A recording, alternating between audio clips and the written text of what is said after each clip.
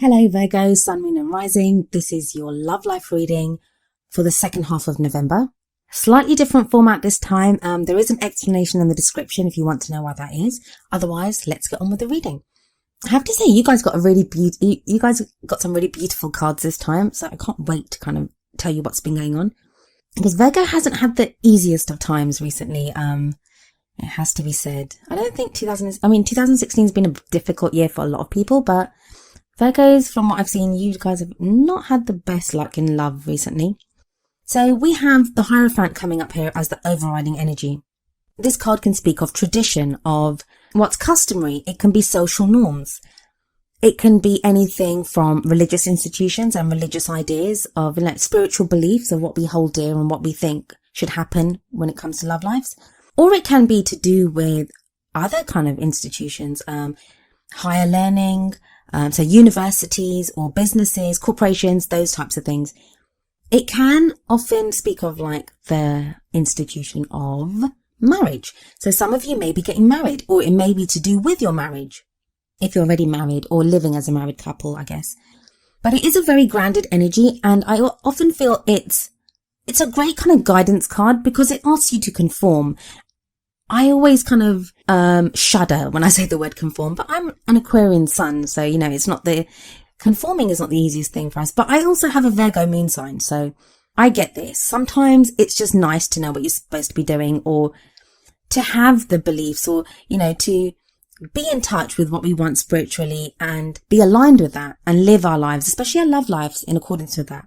So maybe now that you're thinking about, well, if I'm going to be with this person, maybe I'd like to get married to this person, or if you're married, like how you want that marriage to be, what it is that you want from that relationship. So like I said, it is a very grounded energy. The first card that comes up at the heart of your love life reading is the Nine of Pentacles. Nine of Pentacles is a card that speaks of having worked towards so much, having achieved so much. Tens are the ends of cycles. So that's the fulfillment, the end of the cycle. But 9 is like you're one step away from there. So in this card, we have a lady in the garden, and she's enjoying her abundance. She's achieved so much, she's worked for so much, and she's enjoying it. But I often get that energy of this being like a gilded cage. Like you may have all the financial trappings or the things that, you've worked at stuff, and you might have the money for it, but you may not be like emotionally or just in your love life satisfied with the way things are. This does talk of like satisfaction in all areas of life. What always bugs me about this card is that there's only ever one person in it. There's only ever one person in it. So are you by yourself, as independent as you are? Are you feeling lonely? And that applies to even if you're in a relationship. Are you feeling lonely within that relationship? Do you guys both work, but you have all the money and stuff, but you're not connecting at an emotional level? And while I also think it's a wonderful achievement that she's able to control this bird of prey, a dangerous bird, but she can control it.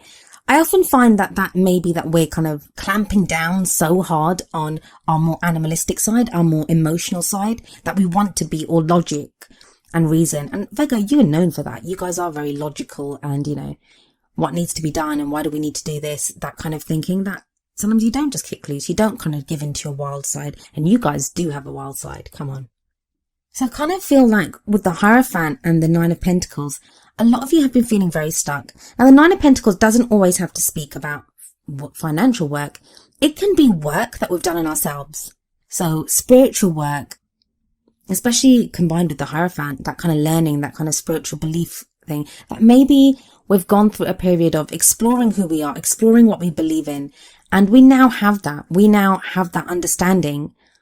But even though we have that understanding and we feel kind of better about who we are, we need to now get out there and implement that and use that in our love life. In the past energy, and I just had this card come up for Leo actually, but I think Leo got it in the future. You have it in the past. It's that network of support. It's knowing that you're loved. It's knowing that you're supported. Maybe you've made new friends. Maybe you've got in touch with a group of friends. What they've taught you is that it's okay to be you, that you have all these, that, you're loved and you love them. And maybe you've sat around like the 3 in this card and you've shared a glass of wine and you're just able to be you. And that can be so liberating and so Just to be allowed to be who you are and to know that who you are is enough. No matter who you are, no matter what you do, there are people that love you in the world. I think whenever we get that kind of love from family and friends, that can spill over to our love life because it gives us that confidence. It gives us that ability to know that, yeah, we can be loved. And I kind of feel like that whole social thing is what's kind of happening with you right now, because we have the Queen of Wands in the present. Now that may be you, Virgo, even though you're an earth sign and the wands are fire signs. So sometimes the wands court cards can show an Aries, Leo or Sagittarius. So it may be that energy is coming in from there. I don't get that. I mean, some of you may be dealing with a fire sign. So that might be what this card is saying, that, you're dealing with someone like that right now. Either someone that you're interested in, or someone that you're in a relationship with is a fire sign. But I don't know. Maybe it's you. Maybe it's you taking on the personality of the Queen of Wands. And that's like whether you're male or female. The Queen of Wands is charismatic, life and soul of the party, loves to socialize, is a social butterfly, and attracts people to her. So maybe you're finding yourself doing that now. Maybe you're kind of getting out there and getting to meet more people, whether you're in a relationship or not. I think a lot of you have been focusing so much on finances or work or your spiritual journey or whatever it is. There's been more to your life, like you've not been playing. And the Queen of Wands, she knows how to play. She's successful. Don't get me wrong. She's not just someone that's like a party girl or anything, but she's very successful and she has that knowledge, but she is able to effortlessly network and meet other people and socialize. So you may be getting to meet new people now. Or like I said, is that, or this is someone in your life you're having to deal with a fire sign like this. But what's really interesting is that you have the Two of Cups in the future. The Two of Cups is a relationship of love, a relationship of support. This is often the soulmates card. It's meeting someone that you connect with. It can be a platonic friendship or a platonic relationship. So if you're in a relationship and you're thinking, well, I don't have that kind of connection with the person that I'm with, it may be someone that you meet who's a friend of yours that helps you to reconnect with that part of yourself. I mean, soulmates don't always have to be romantic partners. But I think for a lot of you, this is going to be like soulmate material or like divine partnership material that comes in. And it's so interesting, the things that we have to go through to prepare us for this. The work that you've had to do, the spiritual stuff that you've had to go through, the reconnecting with your support network, knowing that you're loved, knowing that you appreciate, knowing that you can be this elegant social butterfly, that you don't always have to be about just the work and the details. Virgo knows how to, kick loose and have fun as well. And I think doing all that, because that's make you guys very balanced and almost perfect. And Virgos, we know how much you love the word perfect. But now you have this beautiful energy coming in. So please look out for that. I hope that part resonates with as many of you as possible, because I want all of you to have this kind of, it'd be wonderful. Why can't we all have this kind of feeling, this loving, fated feeling that, the person that we're with, that we're fated to be with them, and just that level of connection. The next card that comes up for you guys, and this would be the energy that you take into December with you. It's the Knight of Swords. Now, as I said with the Queen of Wands, this may be someone that you're dealing with. And in that case, this would be an air sign. So we're talking about an Aquarius, Gemini, or a Libra. But knights they're doers. They fight for things. And the Knight of Swords is very fast. They comes in very fast. Look at this knight. Like, he's ready. He's got his hand on the sword and he's willing to fight. And the Knight of Swords, the thing with all of the sword suits, that they love to cut away and find the truth. That's what they do. So maybe it's now you meet this person, this kind of karmic relationship that you have, and it might be to do with that. Maybe the person that you're with, they might be an air sign, or it could be a fire sign. I mean, we've got both of them coming up on either side of that. Interesting. I wonder if some of you are going to meet a younger person than you, because the knights can sometimes indicate someone that's younger, but it needn't be in years. It can just be in experience.